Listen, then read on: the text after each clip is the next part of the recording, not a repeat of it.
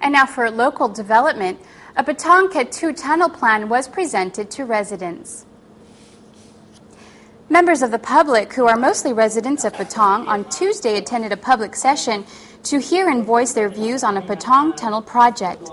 The Patong municipality spent 40 million baht on a feasibility study to establish alternative routes to connect the popular beach of Patong with Kathu and hired a consultant company to carry out the work. The stakeholders were presented with the 4 planned designs, the effects on local economy, socially, and environmentally.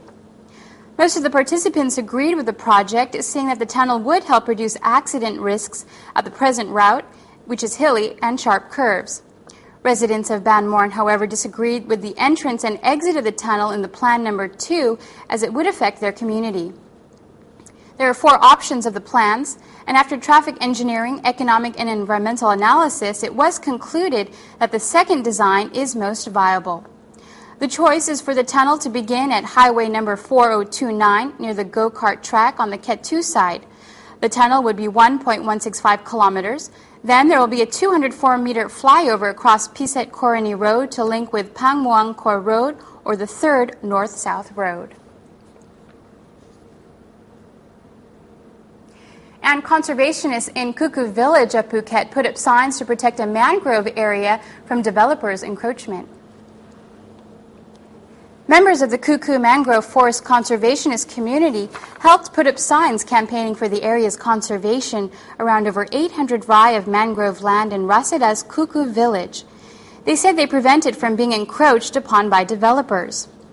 Chairman of the group, Somai Chorunsuk, stressed their main aim was to protect and prevent the piece of land from developers, as the land is within the Bang Chi-Lao Tajin National Reserve Forest.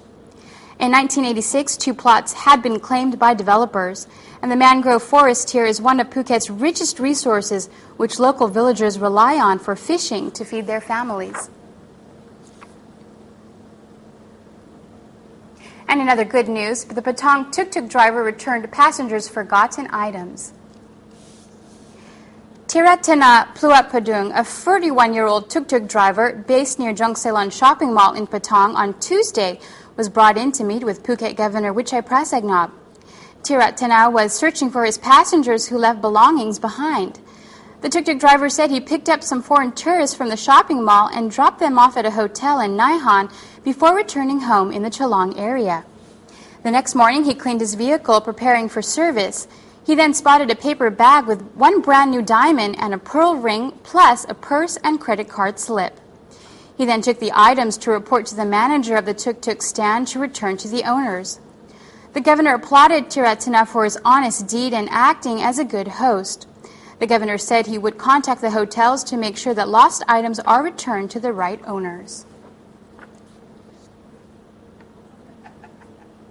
And also good news for shoppers. Phuket is hosting Thailand's top local products and crafts during April 29th through May 4th at the Saphan Hin grounds. Those who are looking for Thailand's best crafts and products do not have to travel around the region, as Phuket province is hosting Thailand's top local products and crafts during April 29th through May 4th at Saphan Hin grounds in the city. Over 250 booths are displaying and putting on sale their top products from 73 provinces across Thailand.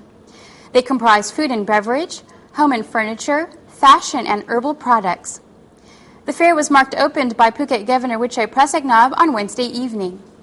The fair is mainly organized by the Provincial Office of Commercial Affairs, with the main objectives to extend marketing channels for operators and manufacturers, hoping that it would help stimulate the nation's economy.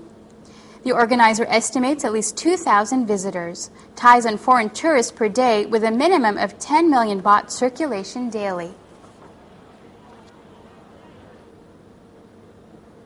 And Indian travel agents eye Phuket for its annual conference venue with around 2,000 participants.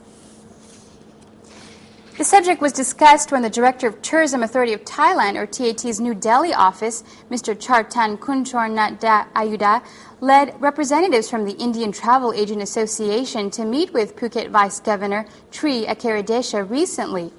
The association is preparing to hold its annual conference in September or October. They eye Thailand as a host venue in either Phuket, Pattaya, or Bangkok. The organization expects about 2,000 people to attend the conference.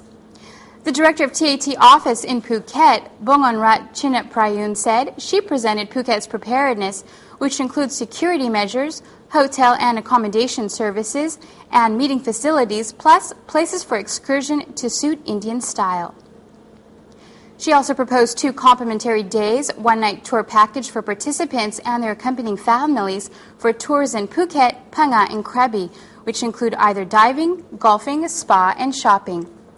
The TAT estimated it would bring approximately 400 to 500 million baht circulation during that period. And the wedding of Sirintra Yayee, who is believed to be a 7th-generation descendant of Princess Mahsuri, signifies Thai-Malay links. A wedding ceremony and reception was held for Sirintra Yayee, or Aisha in her Malay name, and her 24-year-old groom, Ekachai, or Eli Tongyan. The ceremony started when the groom's procession, held in Malay's Muslim style, arrived. The cheerful event was held at a community hall in the village of Kamala, just north of Patong Beach. Traditional music from Langkawi was brought in to entertain the wedding couple and around 700 guests. They were served traditional Malay Phuket cuisine. The wedding reception signifies Thai-Malay links. Yayee's groom is native of a Muslim village of Bang Tao in Phuket, while the bride's family lives in Kamala. Sirintra Yayee came into the limelight after she was discovered as a child, and the Kedah Historical Society confirmed her as the first 7th-generation descendant of Mahsuri. Princess Mahsuri, a Malay princess from Phuket in the early 1800s, married a prince of Langkawi. Wrongly accused of adultery, she was sentenced to death. She swore that she was innocent and that if her blood touched the ground, Langkawi would see neither peace nor prosperity for 7 generations. In her teenage years, Sirintra visited the island, and it was not until very recently that Langkawi became well known for tourism development by Malaysian government.